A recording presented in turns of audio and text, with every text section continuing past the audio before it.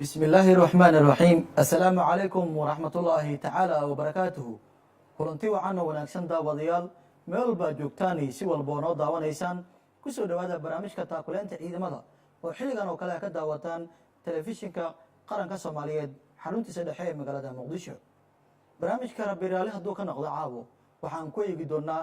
doorka shacabka Soomaaliyeed ay ka qaadan karaan taakuleenta ciidamada hari habeen u taagan sugidda amniga dalka barnaamijka waxaa marti inooga Farxaan Muuse Cige Farxaan Xidig waa xubin ka mid ah guddiga taakuleenta iyo wacyigelinta ciidamada qalabka sida ee Farxaan ku soo dhaw barnaamijka taakuleenta ciidamada waan ku soo dhawahay kulmiye aad iyo aad ummadda Soomaaliyeed daafaha adduunka joogtana waxaan leeyahay waqti walba joogtiin habeen wanaagsan maalin wanaagsan galab wanaagsan waan ku soo dhawahay waana mahadsantahay Farxaan su'aasha waraysadaan ku weydiiyo shacabka Soomaaliyeed door intee leeg ay ka qaadan karaan taakuleenta ciidamada oo kuwa hari habeen u taagan sugidda amniga dalka horta waxaan aad iyo aad ugu hambaleynayaa madaxweynaha qaranka ummadda Soomaaliyeed Maxamed Cabdullaahi Farmaajo iyadoo oo xalay toole gobolku noogu dhacay iyadoo warwar ummadda Soomaaliyeed daafaha adduunka joogta iyo inta Muqdisho ku nool iyo inta nawaaxigeeba ku nool iyo Soomaaliya dhan ay warwar ku sexdeen wasaaka waa barigiina ay ku bariisteen farxad iyo faanfaan iyo dawladoodii oo maaragtay warwarka ay ka hayeen oo rasmi ama dariiqii nabadda sii qaaday waxaan leeyahay boqolkiiba boqol madaxweynaha qaranka hambaliyo ummadda Soomaaliyeedna isku wada hambaleynaysay sababtoo ah waxa weeyaan anu siyaasi mehi siyaasadna kama hadlayno waxaan leenahay dalka haddeete cadowgii geesaha ama daafaha adduunka Soomaaliya gudkeygii halkeygii bay ku noqonaysaa lahaa way qargoosteen wayna ka naxeen wayna ka qoosteen haddeete sababtoo waa maleega ay ummadda Soomaaliyeed lagu xumeynayay ama hagaardaamooyinkii ay loo dhigayay ay kolba ka talaabsanaysay marka ilaahay nooga dhigatay u dambeysay marka waxa weeyaan haddii aan soo noqdo mawduuca barnaamijka waxa weeyaan ninba raqba waa raqayga leeyahay raqba waa ragayga ummadda Soomaaliyeed waxa dhibtan iyo baxlaagan iyo buuqan inoogu wacan waxa weeyaan waa deyrka habeen walba ku celcelinaa deyrka Soomaaliyeed ee dumay deyrkii dumay ee ciidanka qalabka sida ee cir iyo dhul iyo badba in aan ka taakuleyno oon ka qayb qaadano inaan garab joogsano dalkeena iyo dadkeena iyo dhulkeena iyo ciideena iyo calankeena iyo diinteena ayay maaragtay anfacaysaa marka waxa weeyaan ummadda Soomaaliyeed waa dad qalbi fiican waa dad ummadda adduunka ugu horeeya anigu waxaan yar iraahdo walaynoo ilaahay way noo xidhay sababtoo ah meesha uu na dhigay buqcadda adduunka aan kaga noolahay waa meesha adduunka kala hagi karta loo baahan yahay oo cadaan iyo madow iyo dhayar iyo nooc walba uu u baahan yahay marka waxa weeyaan inaan garabka isqabsano oon ciidankeena garab joogsano waa sharafteena iyo qiimaheena calankeena iyo astaanteena iyo adduunka wax laynagu yaqaano meesha laynagu yaqaaneen geeska Afrika aan ka deganahay marka waxa weeyaan raggii halyeeyadii adduunka taariikhda ku lahaa ciidankeenii Soomaaliyeed sansaantiisii iminka waxaa jirta kulmiye dhalinyartii isha dhaweytaan soo xidhnay commandoskii danab iyo birjeex oo ka horeysay waxa weeyaan waa nacam danab waxa weeyaan waa astaantii ciidanka qalabka sida ee Soomaaliyeed oo bilow ah oo ah geeska gees Soomaali meesha ku noosho dhan dhalinyaro u heegan inay ciidanka qalabka sida ka mid noqdaan qaranka ciidanka qaranka oo dhan oo boolis hadday tahay military hadday tahay iyo bad hadday tahay iyo er hadday tahayba intaba inay ka qayb galaan so marka waxa weeyaan rajada soomaaliya mar walba waan ku celcelinaa waxay ku xidhan tahay sida aan u garab joogsano u taakulayno xaq bay noogu leeyihiin maadaama iyagu dhiigoogii inoo hureen inaan inaguna maalkeena u hurno yar iyo weyn guda iyo dibadba qof kasta oo meel kastuu joogo soomaali inuu maarata ku dhiiranaado inuu ciidankiisa garab galo uu garab joogsado maadaama aad tihiin guddiga taakulaynta iyo wacyigelinta ma jiraan kulamo wacyigelineed ah oo shacabka aad u faraysaan ama aad ka dalbanaysaan inay muujiyaan kalsoonida ay kula shaqayn karaan ciidamada har iyo habeen u taagan sugidda amniga dalka waxa weyaan habeen walba oo sabti oo ay xaadi soo galayso waxaan halkaa u fadhinaa sheekh iyo shariifba iyo military iyo wadaad iyo waranlaba qof kasti oo halkan oo guddiga ka tirsan hadduu guda jooga iyo hadduu dibad joogaba aan intaa u hadlaynaa waxa weeyaan ina maaragtay sida uu hadafkiisu yahay madaxweynaha qaranka dal aan ciidan lahayn dowlad ma noqon karo waxuuna u noqon karin sidaa iminka soomaaliya ay bahaladu ay u boobayaan ayaa dalkii loo boobayaa haddii aanu ciidan lahayn soo marka waxa weyaan waxaa badbaadinaya caarkeena hablaheenna dumarkeenna caruurteenna waayeelkeenna dadkeenna ciideenna calankeenna badbaadinaya waa ciidanka qaranka ummadda soomaaliyeed ee geesiyaasha ee duruuftan ku shaqaynaya dal adduunka ma jiro duruuftan haysato adduunku dagaalo wuu soo maray dhibo way soo mareen se waxaa loo caawiyey saaxiibo gaaro oo sida inagu cidlada aanu nahay aan cidlo u ahayn oo caawiya marka ilaahay haddaayee laba dal ayaanan la iloobi karayn taariikhda u galay ummadda soomaaliyeed kuwii hagardaamada u geystay iyo kuwii waxgalayba soomaaliya cirka markay gaadho waxa weyaan nin walba taarikh bay u qoran tahay marka waxa weyaan dowladda ilaa dhaafee turkiga iyo dowladda walaalihan ee jabuuti waxa weyaan taariikh lama ilaawaana oo ummadda soomaaliyeed aanan qalbigooga iyo maskaxdooda ka go-ayn sababtaa waktigii kugu adkaa qofka kusoo garab joogsaday taarikhda ma iloodin qofkii kolkii waktigu kugu adkaa kugu tacadiyey ama dhib kuu geystana taarikhda ma iloodin soo marka waxa weyaan maanta innaga waxaan u baahannahay inaan dad awal dadka kale ee dhibaha soo maraa dad saaxiib bay leeyihiin oo maaragtay dowlado waaweyn ama dowlado waxhaysta allaa weyne ase innaga waxa weyaan kartideenna iyo dadnimadeenna sidii ciidankeena loo arkay lama ogola libaax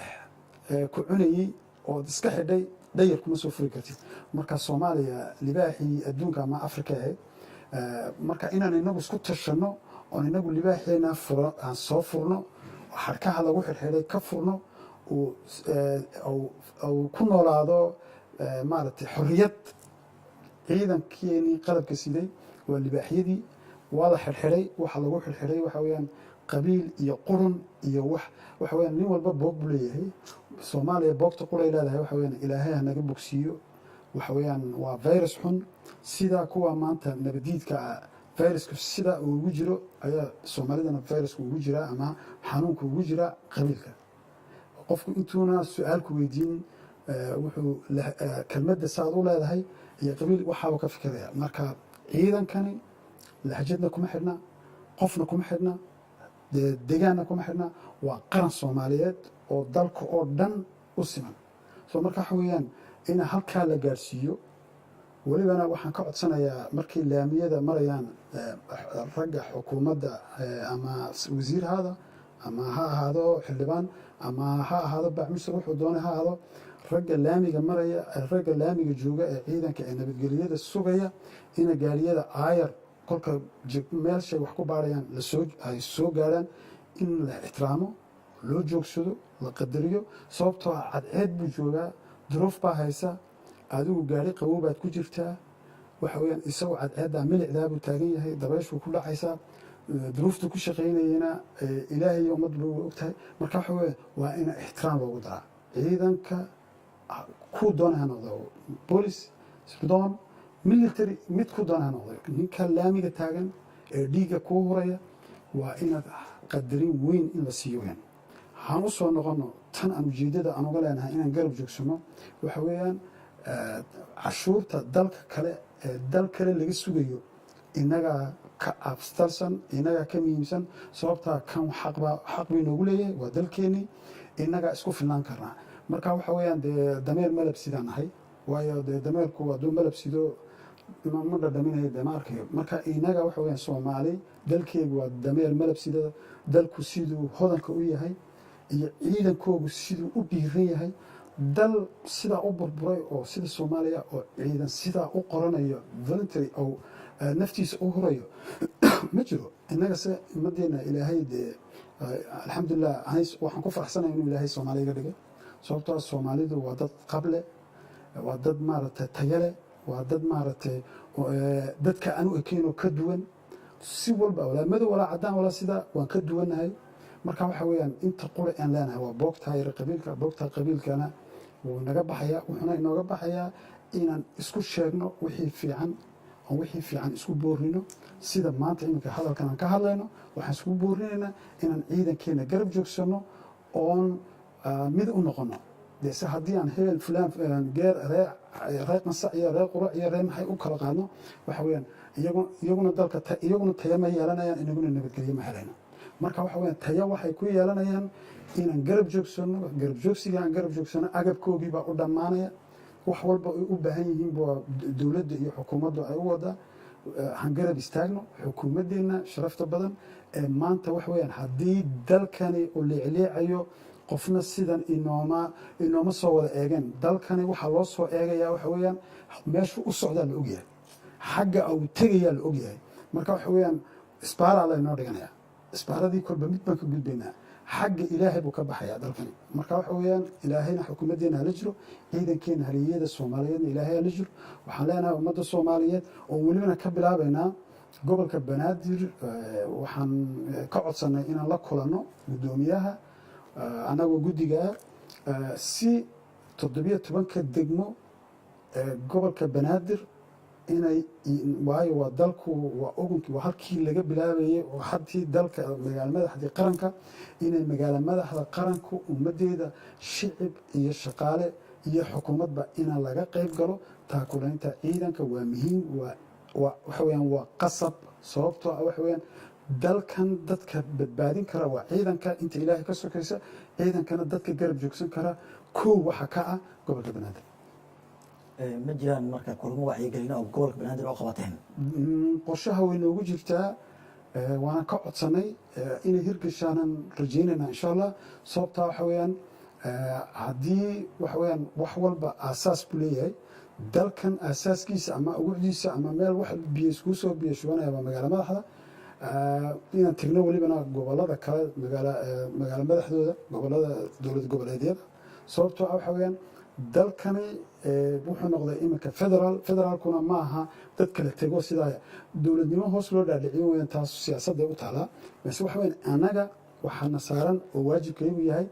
inaan ka hadalno sidii aan ugu boorin lahayn aan ugu baraarujin lahayn ummadda soomaaliyeed ee tayada fiican leh ee kartida badan leh sidii sooboo kale ilaahay nooguma soo ceshay siday uga dhiidhiyeen ama ay u kaceen ummadda soomaaliyeed ay isku garab joogsadeen isku walaashadeen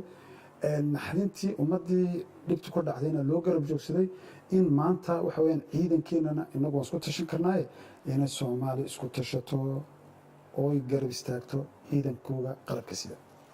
door intee layga iyo guddiga taakuleynta iyo wacyigelinta ay ka qaadan karaan in ay wadaan kulamada wacyigelin ay la qaadanayaan bulshada soomaaliyeed bulshada soomaaliyeed markaad eegtid waa kuwa kaalin ka qaadan karo inay taakuleeyaan ciidamada qalabka sida marka muxuu yahay marka fariinta aad u diraysaan shacabka de waxaan u diraynaa waxa weeyaan gude iyo dibadba kolley iminka waan tijaabinaynaa tijaabay ahayd inay arrintaasi si fiican noogu dhacayso waxaan tegnay bangiyadii inaan kolkii hore waxaan ka dalbanay ahayd ama laga soo sameeyey bangiyada akoonyada bangiyada mise bangiga dibadaha kama shaqeynaya soomaaliya oo bangiyada soomaaliya weli xiriir ma laha adduunka markaas waxaan go-aan ku gaarnay ina xawaaladaha la isticmaalo marka waxaan soo qaadnay warqado ama maaragtay macluumaadkii dadkii lacagaha soo diray.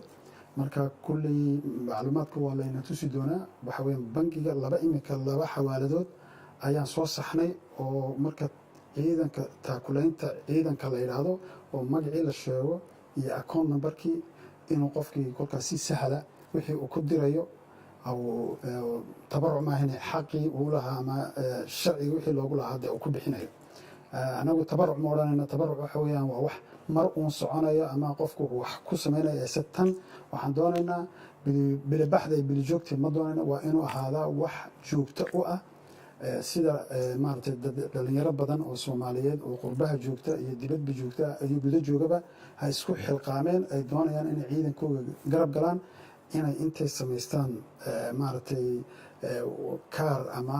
aqoonsi ay dadka inta qof ay yihiin oo bil walba wax joogto ah intay doona ha noqotee joogto ah oo bixiyo si loogu xisaabtamo oo dowladdii madaxweynuhu isagaa ka mas-uula arrintan iyo guddigan qofkii hoos tagaan ama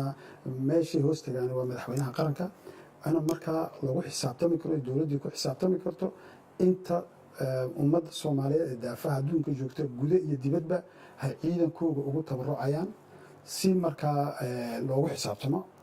waanagii sheegaya ahaa inay barnaamijyada dambe ee dalkani siyaasiyiin dadka soo geli doona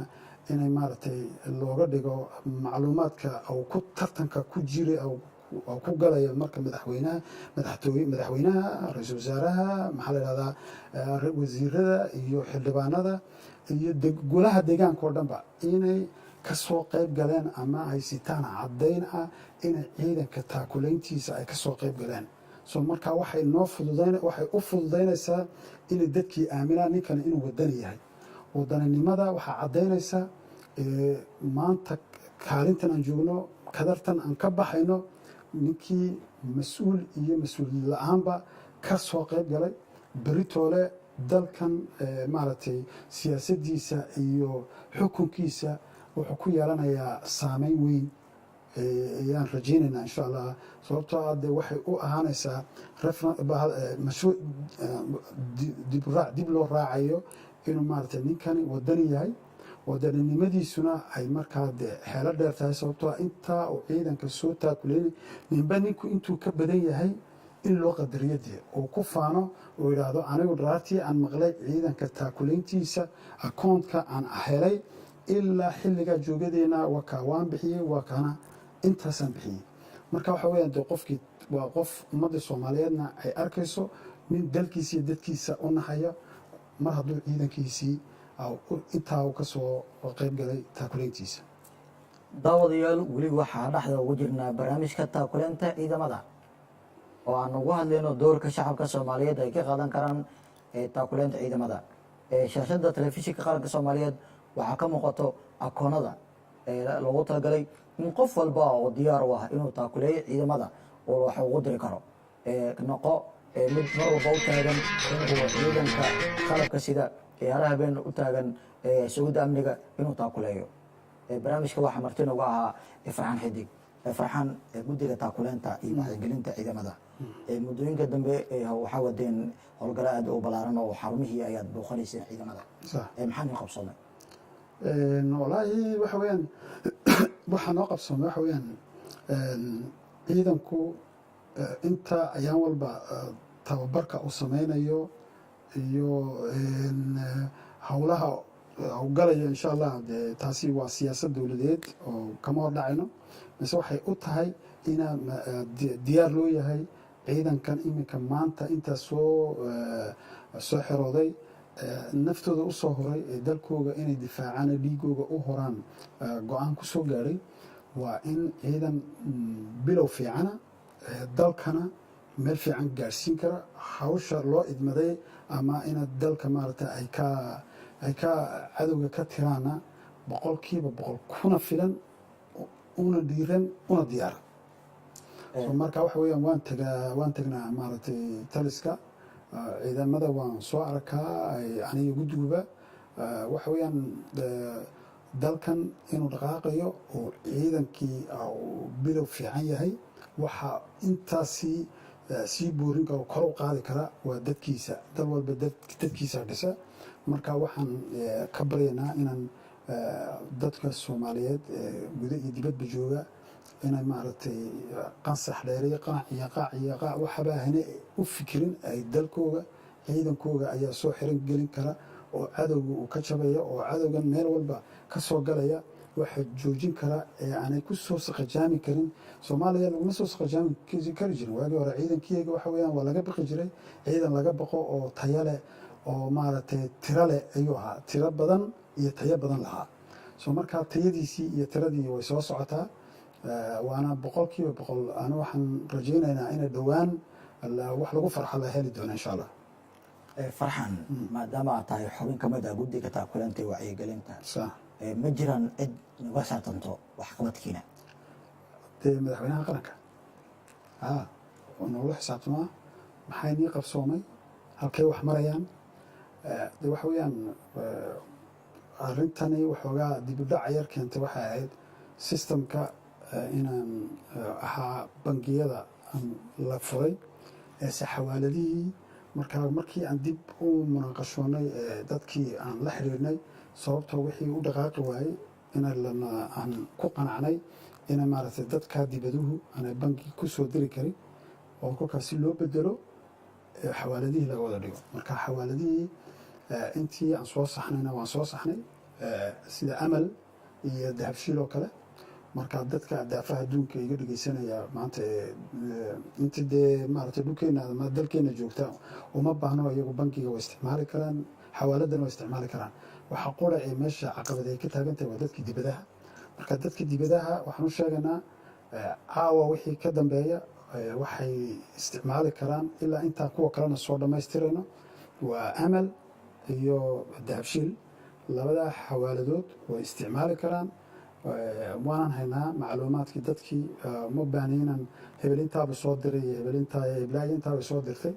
mase wayna soo gaareen. ilaahay ka jisaaysiiyo dadkii maaragtay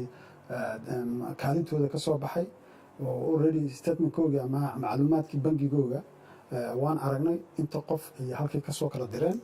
soo marka waxa weeyaan labada xawaaladood amal iyo dahabshiil way isticmaali karaan waana diyaar. waxa qolay odhanayaan taakuleynta ciidanka iyo akoonkii unbay qaadanayaan way tegayaan meesha. marka lacagtii wixii ay ku shubayaan way ku shubayaan waxa weeyaan rag iyo dumarba waa yeel iyo dhalinyarba wixii kolkaa ay markuu soo galana waxa weeyaan annaga guddiga qayba ah oo ku qoran oo loo sheegi karaa inta statementka se madaxweynuhu wixii go-aanka gaarhaya ama hawshu ay ku biyo shubanayso waa madaxweynaha qaranka ummadda soomaaliyeed. daawade haddaad doonaysid inaad noqotid taakule ciidan waxaad kaga qayb qaadan kartaa nambarada shaashada hoose ee telefishinka qaranka soomaaliyeed kaaga muuqdo. waa ciwaanada halka aad wax ugu shubi kartid ama ku taakuleyn kartid ciidanka qalabka sida ee mar walba u taagan inaad nolol wanaagsan ku noolaatid ee aad amnigaaga ay sugaan. marka barnaamijka weli ayaan ku guda jirnaa farxan guddiga taakuleynta ciidamada markaad fiirisid waa kuwa dalka iyo dibadda ku nool. ma jiraan marka xiriir wada shaqaynta ay naga dhexayso waa mid intee leeg? si fiican dhalinyaro rag iyo dumarba dibadda iminka joogaa way jiraan oo sida inaan baan sugaynay iminka guddiga ka mid ahaa cabdilaahi xoosh oo maraykan jooga oo inuu khadka soo galo aan rajeynaynay oo guddiga ka mida. markaa macluumaad badan waayo minnesota joogaa minneapolis oo shirar badan dadka u qabtay la wadaagay dad badan oo maaragtay mushtaro waaweyn oo maraykan ku nool oo soomaaliya danaynayana inay dalkooga iyo dadkooga caawiyaan ciidankooga garab joogsada. soo markaa sababta usoo ergeli waayey malahawada. marka waxaan ugu talagalayd nacam su-aashaan idi weydiisay xiriirka guda iyo dibad guddigiina. markaa xiriir badan baa naga dhexeeya aadna waan u wada hadalaa waan u wada shaqaynaa. arinta shaqadiina haddeeta waa dhaqaaq waxayna noqonaysaa nin la sugayo adna yaad sugi weeyaan ummadda soomaaliyeed baa la sugayaa. farxan wuxuu yahay doolka aad hiigsanaysaan ka guddi ahaan guddiga waxaan hiigsanaynaa dee inaan waxaan dhexda u xidhanay oon dalkayga daacad iyo waqti walba aan u ordayna oon u soconaa oon ummadda ula hadlaynaa inaan maaragtay ka midho dhalino hadafka dowladda madaxweyne cabdillaahi farmaajo oo ugu talagalay ummadda soomaaliyeed inuu soo celiyo qamigoodii iyo soomaalinimadoodii iyo taariikh ummadda halkay adduunka ka jireen meel ka fiican sababtoo ah adduunku imika waa tadawur waa u isbedelay oo waagii hore sidii 60kii la ahaa maanta lama aha maanta waxa weeyaan kelmadda aad tidhaahdid adduunka daafihiisa lagaa wada maqlayaa mise waagii hore waxay ahayd saxaafadda waqti dheer bay qaadan jirteen marka waxa weeyaan dalkani meesha loo hagaya ay u socdo waxa weeyaan waa meel qurux badan hami qurux badan baa inoo muuqda oo sawirka madaxweynaha iyo ra-iisul wasaaraha iyo xukuumadda iyo maaragtay baarlamaankaba boqolkiiba boqol waxaan leeyahay waa waxa weeyaan dariiq fiican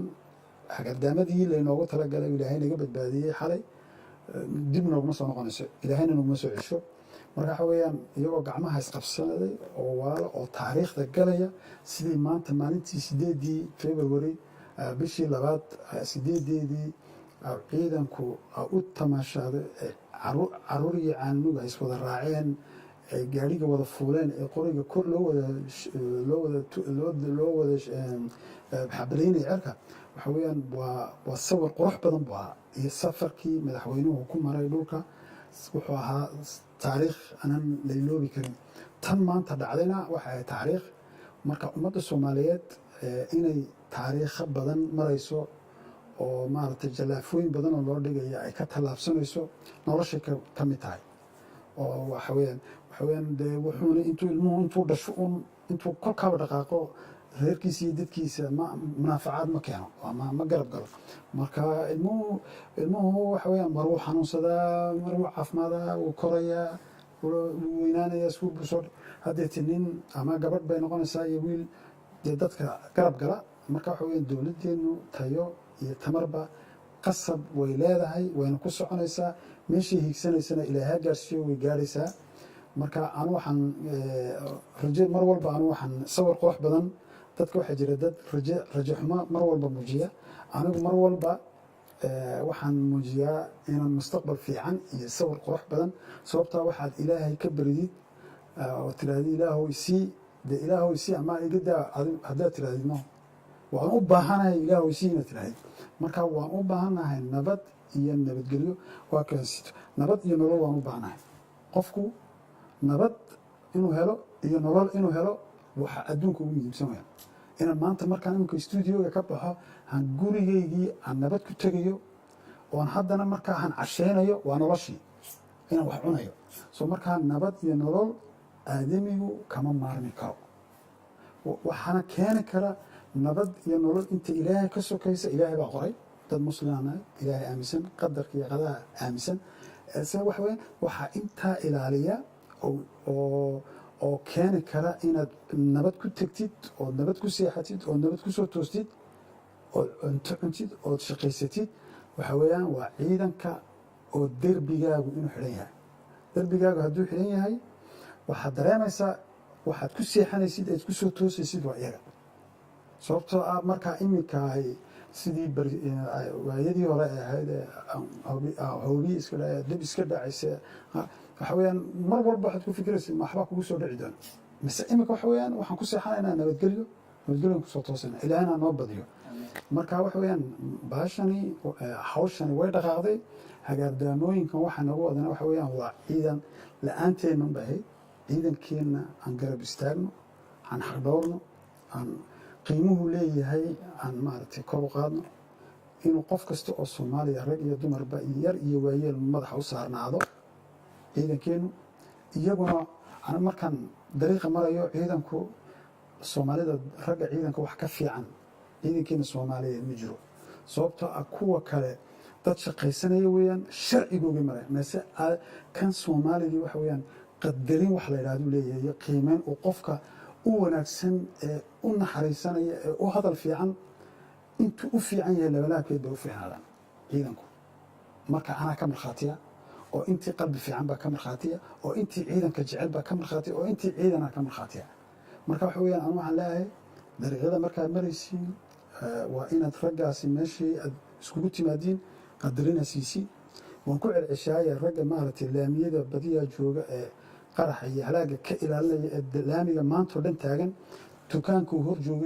hor joogo xaq buu ku leeyahay inuu biyaha siiyo inuu sharaabka siiyo inuu hadal fiican ku soo dhoweeyo se hadduu u arko un qof nin slavis oo maaragtay qoriga sito oo ku xumaynaya maaha waa inuu waa walaalkii oo naftiisa u huray oo dhiiggiisa u huray isaguna harbu ku jiraa oo iska tamarsanaya oo dadaalaya oo lacag samaynaya isaguna halkaabuu duruuf ku shaqaynaya marka waxa u wanaagsan inuu garto oo dareen u yeesho inuu ninkani oo caruur leeyahay oo duruuf ku shaqaynayo waayo dalkani markuu imika duruuftan ka baxo ciidanku umana baahna baryo umana baahna qof loo baryo waxa weeyaan xaqooga dowladdu sida imikaba wixii heli karta u saartay baa xaqooga u saarnaanaya ilaahay mooyaane bilaadan uma baahnanayaan oo markaa sharci se imika inta hawsha la wado ee wakhtiga duruuftan ku jirno inaan maaragtay duruuftii isla garano oo shacabkuna la gartaan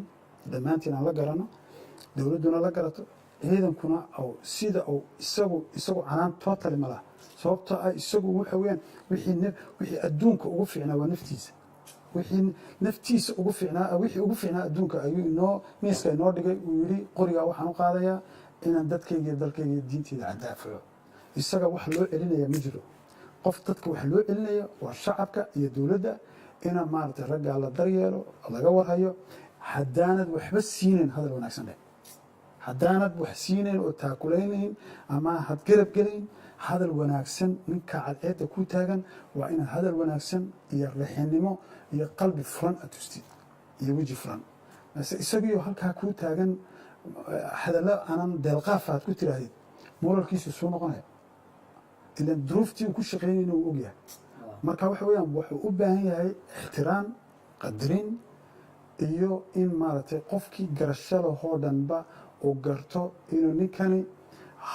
shaqada uu shaqaynayo xaq ku leeyahay cashuurta uu bixinaya maana ninkan meesha taagan inuu xaq ku leeyahay oo u garto oo yidhaahdo o sidayduu shaqaysan lahaa anigase anuu ilaalinaya marka garashadaas waa inay jirtaa madaxweynaha jamhuuriyadda federaalka soomaaliya mudane maxamed cabdulaahi farmaajo muddooyinka dambe wuxuu ku shaqaynaya xarunta wasaaradda gaashaandhigga isla markaanu ka dhigto hoygiisa ciidamada halkaas ku sugan dhiirigelin intee leeg ay u tahay xilligaas oo kale wallaahi dee kulmiya lama malayn kara dee sababtoo ah dee duruufta uu madaxweynuhu oo ciidankiisa ku dhex jiro uu ku dhex joogo uu meel la seexanayo uu wax la cunayo oo maaragtay iyagii oo ka yimiday maaragtay tababar haddana la qadaynayo oo la jooga oo waraysanayoo leh duruuftiinu siday tahay sideed u maraynaysiin dalkan sideen u horumarinaa ilaan nin dib wax uga dhiganayaa maaha soo marka waxa weyaan dhalinyarta inta garab joogta ee meesha xerada taliska uu joogta yar iyo weyn ku hore iyo ku dambaba ani laygama sheekeynayo sababtoo ah say u faraxsan yihiin siday u hadlayaan maaragtay akhlaaqda waxa isbedeshay xerada akhlaaqdeedaba iyo labiska sababtoo ah waxa weya ninka askarigii welibana duruuf iyagoo ku shaqaynaya ayay marka intaasi waxaad arkaysaa meelaha uu madaxweynuhu soo maray o dhan waa nadiif ciidanku tay wuxuu leeyahay structure sidii habkii ciidanimo kabihii oo dhalaashan baalashaysan dariiskiisa oo si fiican u xidhan hadalka u qaadanayo iyo xukunka ama taliyaha kolkuu la hadlayo waxaan arkaa mar walba taliya canood abaanduulaha baan aada u xidhinaan is aragnaa iyo taliyaha guudba gurod waxa weyaan sida ay askartu nacam u qadarinayaan ay maaragtay uga dambeeyaan qofka kolku waxa weyaan uu faraxsan yahay ou arkayo inuu sawir ama wax hiigsanayo oo madaxdii ugu sarreysay dalka ay meel la joogaan dee lama soo koobi karo waxa weeyaan wax laga sheekeyn kara maaha ciidanku aada iyo aada buu moralkiisu kor u kacay ay ku faraxsan yihiin inay guusha gaarayaanna waxa u cad sababtoo ah dee madaxweynihii qaranka ayaa meel loo jooga oo welibana ku fikiraya inuu u raaco meesha fronta halkii dagaalku ka socdo marka qofka ninka madaxdiisii ay raacayso oo ay garab joogto wuxuu reebanaya ma jiro marka ciidankii kolka hore usoo qortay nacam dee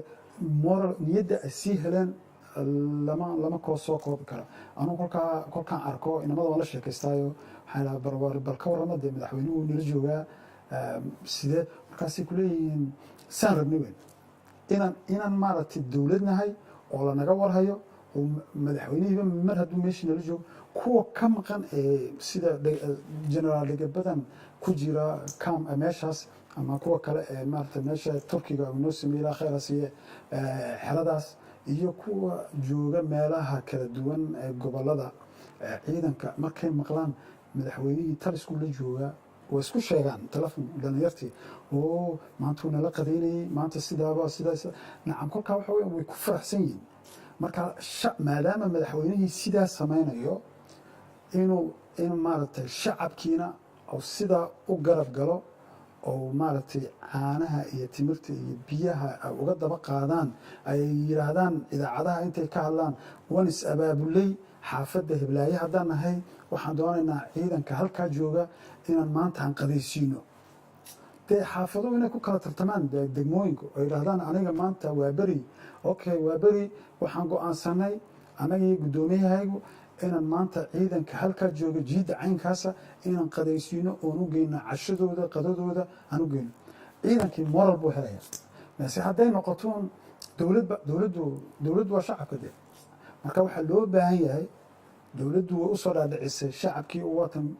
dowlad goboleedyadu ma aha nacam waagii hore haddii muqdisho laga xukumayo oo wax walba muqdisho ahayd iminka waa la balaadhiyey oo waa kan hadday baasboor noqoto hadday wax noqoto hadday wax walba noqoto waxa weyaan degmooyinkoogii baa loo geenaya marka iyaguna tartan inay dhexdooda ka dhacaan tartanka oo ah inay dalkan shicibkaale shacabku oo maaragtay istaago oo ciidanka garab joogsado dee marka ciidanka hadduu garab joogsado oo ay degmooyinkuna ku tartamaan sidaa oo ay tan aan wadnee taakulayntanana garab galaan dalkani bilow gudahood ama sanad gudihii si fiican buu tallaabsanaya farxan kaalin intee leeg ay shacabka soomaaliyeed ay ka qaadan karaan inay la shaqeeyaan ciidamada qalabka sida dee kaalinta ay ka qaadanayaan waa sidaan sheegaya waxa weyaan haddii maanta ay cabdicasiis ama shibis ama xamarweyne ay is abaabulaan oo yidhaahdaan waxaan u tegaynaa ciidanka jooga xerada caynkaasa ayaan ugu wadnaa maanta aan qadaysiinaynaa waa inta ay ka qaadan karaan ee ugu yar ayna heli karaan ay samayn karaan waxaan ku tirtirsiinaynaa oon ku boorinaynaa in ay gobolka banaadir ka bilaabmo maxaa la yidhahda gobollada kalena way samaynayaan magaaladan waxa weya waa magaaladii astaanta ummadda soomaaliyeed waa astaantii qaranka astaanta qaranku hadday wax walba oo wanaagsan wixii xun ay ku dhaqaaqdana wax xun ba lagu dhawaaqaya sababtoo dese haddii astaantii qaranka ummadda soomaaliyeed magaalo madaxdii ay xukuumaddii joogtay laga hirgasho ina ciidankan sidii loo dhisana loo garab istaagi lahaa laga shaqeeyo dalkan ciidankiisa iyo tiyadiisa iyo wax walba way hagaagayaan muddooyinkii dambe waxaa waday wacyigelin ku aadan dhiirigelin ciidamada goobaha ay joogaan si fiican adigoo waxaan arkayay shacabka u sheegaya inay si fiican ula shaqeeyaan ciidamada si fiican ya dadka baabuurtoodana ku amreysay inay u istaagaan si nidaam ah ay ula hadlaan ciidamada halka ugu dambeeyay wacyigelintaas ha waan sameeyey waan tegay laamiyada waan tegi jiray markaa laamigii waxa weyaan sidii iminka waad u sheegteen samayn jiray waan ka ballaarinaynaa waxaan doonaynaa inaan tegno ciidanka halku uu maaragtay jiidaha u horeeya uu joogo inaan tegno oo maaragtay degmooyinkan sidan aan ku sheegayo cayaanta ay yidhaahdaan naga diyaar baan nahay degmadaasoo kale ay tiraahdo diyaar baan nahay kuwa u horeeya raacaya ay garab istaagayaan nahay sababtoo hadda waa shaqadeedii waa wixii aan filaynay erayadii wixii aan lahayn hadaladii baa hirgalay soo marka waxa weyaan waan raacaynaa waxaan tegaynaa fronta meesha jiidda dagaalka ama maaragtay ciidanku halka uu joogo marka waxa weyaan waa dhiirigelintii ayay ka mid tahay oo taasna waaba siyaaday noqonaysa hadday hawshaasi nala garab galaan ummadda soomaaliyeed, hadday gobol tahay iyo hadday gobolka banaadir tahayba. maaha gobolka banaadiruna inuu waxaa sameynaya mise hadday sameeyaan iyaguna oo kismaayona laga sameeyo, gaalkacyana laga sameeyo, meel walba oy joogaan ciidanku looga sameeyo oo la garab istaago, iyaguna waxay helayaan tirtirsiin dadkoogii iyo inay nacam garab joogaan sida iyaguba dhiigooga u horaan inay iyaguna wax u horayaan ay garab joogaan. marka waxaan ka baryayaa ummadda soomaaliyeed ee daafaha adduunka joogtay maanta ay maqlaysa inay maaragtay dhug u yeeshaan, oon isku tashanno, oon wada tashanno, oon socodkaa dowladdeena qaranka ummadda soomaaliya madaxweynaha maxamed cabdilaahi farmaajo sawirkaa quruxda badan leh ee inoo muuqda si aan u gaari lahayn waa inaan gacmaha isqabsanaa, aan iswalaalshanaa, waran ku taag iyo anaa kaa waxaysan iyo anaa kaa waxaysan 27 sano meel la weynoo wadweyne. waxaweyaan duwaarad baan ku wareegnay exit ma yeer waa bixitaan meel maanta haddaan helay dariiq qurux badan oon u baxnay dib inaan u noqono waa habeenkii xalay tegey. bahashani way soconaysaa, xag minallaahi waxa weya halaagii ummadda soomaaliyeed wuu dhammaaday. haddeete waxa weeyaan nimcaddii iyo sidii aan sheegaynay dowladdu ay nabad iyo nolol kii diidana waxa weeyaan waan qof Soomaaliya isaga dan u imanaya, sababtoo ah markuu arko ummaddii iyo dalkii oo dhismayo oo qurux badan isaguna siduu rabay waa sidaa. oo waxa weeyaan nacam wuxuu isleeyahay adiga magacii ma tiraahdaa halkuu maxamed cabdilaahi farmaajo madaxweynuhu ka noqday iyo ra-iisul wasaare khayre hay nacam iyagu magacan heleen adu maad heshida ma aha dee haan isqadarino aan isku hurno kulmiya waad iga fiican tahay shaqo fiican baad qabatay waanaan ku odhan karaa anna waa inay odhan kartid.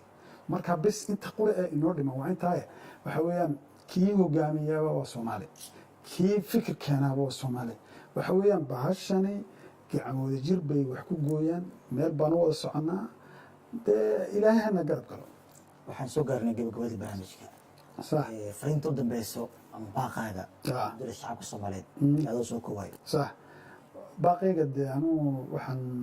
ilaahay ka baryayaa ummadda Soomaaliyeed ee daafaha adduunka joogta guda iyo dibadba inuu qalbigooga ilaahay isku soo jeediyo, hanay noqoto xadhiggii ilaahay ay wada qabsadeen inuu tan soomaalinimada iyo dowladnimadoodana ay wada qabsadaan, oo aan u soconno dariiqa quruxda badan leh sidii iminka abwaankii yidhi hees uu odhan jiray allah u naxariistee cali gaab oo abwaan Soomaaliyeed oo reer Jabuuti ah oo caan ahaa allah u naxariistee uu odhan jiray nacam wuxuu sheegayaa nabadda dadku sida ay hadday helaan ay uga markhaati furayaan, iyo dagaalka iyo dhibta halaaga sida ay Afrika iyo Soomaaliba ay u halaagtay. inay nabadu marinkii xornimo jidka loo maarayo tiirkii midnimadiyo nolosha u magaal tahay dowladaha horow maray sida ay u maalaan iyagaa ka marag furi midiyaha coolaadee daga laysku mariya midkoon la kala garan dhulka oo magoomo madha soo baxayo laga waayo midhihii mehanowga gaajada afrikada madow afrika Soomaaliya wax badan bay soo martay. ilaahay baa markaan yar maqlo waxyaala qaarkood waan ka qiiroodaa, sababtaa waxa weeyaan waan arkay dee qaraxa iyo dadka siday soobe dad aan waxba galabsan oo shaqadooda iyo mustaqbalkooda u soo kacay inay googo-aan inay googo-aan maaha dee waxay u googo-ayaan waxa weeyaan waa macno daro, waa caqli daro, waa dad aanan wax lagu macneeye aan lahayn. dad intaa leeg inuu nin khamriye caba oo xashiishad cabsan oo duran oo adduunka aanan meel alle meel u socda aanan garanayn inuu dad halaago waa xaaraan ilan waayo qof soo weysaysto salaad soo tukado ilaahay ka baqayo oo laa ilaaha illa allah leh intuu socdo isma qarxin karo waa xaaraan. marka waxaan leeyahay ummadda soomaaliyeed ilaahay waxaan ka baryaynaa inuu burcad bogiina isku mariyo dalkeenna waxa aan u istaagno dowladdeena qarankana aan garab joogsano. dowladnimo waa dulli, dowlad la-aan waa dulli, dowlad la-aan waa dulli, dowlad la-aan waa halkayna soo marisay waa la arkay. war dowladdeena aan ku faraadkaano, ciidankeenna aan garab istaagno. ciidankeenna haddaan isgarab taagno waxa weya codad dad baa ka qaba oo leh ciidan in la sameeyo maaha. war ciidan adi laguma samaynayo, waxaa loo samaynayaa dalkani iyo jiilka dambe dalkani in la badbaadiyo. waxaa lagu badbaadin karaa qura hadal laguma badbaadinayo. dowladnimadu waa ciidan, ina ciidan la dhiso. adduun maaragtay dad baa waa la isguumaysanayo, ciidan baa xoog waxaasi macna ma samaynayso. haddeeta waxa weyaan adduunka meel wax isgumaystaa ma jirto. waxa weya soomaaliyana haddeeta way bislaatay. biseelkii meel baan u socnaayo. war ilaahay ka baqa, ilaahay ka baqa. kuwan mujrimiinta ee ummadda halaagaysana waxa weyaan raggii soo qaban lahaaye godka ugu lahaa maaha kuwa kale, dowlad shisheeye maaha, ragga noo joogee kale maaha. waa ninka soomaaliyeed ee shaabadda calanka buluuga halkaa ku sita. waa ninkaa libaaxa, waa ninkaa dhiiran, waa ninkaa dhiigga u daadinaya. ninkaasaa godka galaya, kuwan kale ma galayaan. marka waxaan leeyahay ninkaasi godka si caruurtiisa iyo isaga iyo hadduu dhaawacmo dhakhtarkii lagu daweyn lahaa, caruurtiisa oo aabbiyo hooyo loo noqon lahaa, iyo waa inaan helaa inuu leeyahay wax ka dambeeya backab. waa inuu wax leeyahay ka dambeeyo oo dowlad iyo shacab isku tiirsan ishaysta gacmaha. oo ninkani hadduu dhiiggiisa huray isagana wixiisa oo dhan u huraya oo garab joogaya yaan leeyahay. ummadda soomaaliyeed meel kastoo joogtiin nabad iyo nolol waan islaamaya. waxaan soo gaarnay gunta iyo gabagabada barnaamijka taakuleynta ciidamada oo caawa aan ku soo qaadanay doorka shacabka soomaaliyeed ay ka qaadan karaan taakuleynta ciidamada har iyo habeen u taagan sugidda amniga dalka. barnaamijka waxaa marti inoogu ahaa farxaan muuse cige farxaan xidig oo xubin ka mid ah guddiga taakuleynta iyo wacyigelinta ciidamada qalabka sida. barnaamijka dhinaca kamerada waxaa iga saacidayay cabdisalaan garaad iyo axmed qadar maxamed.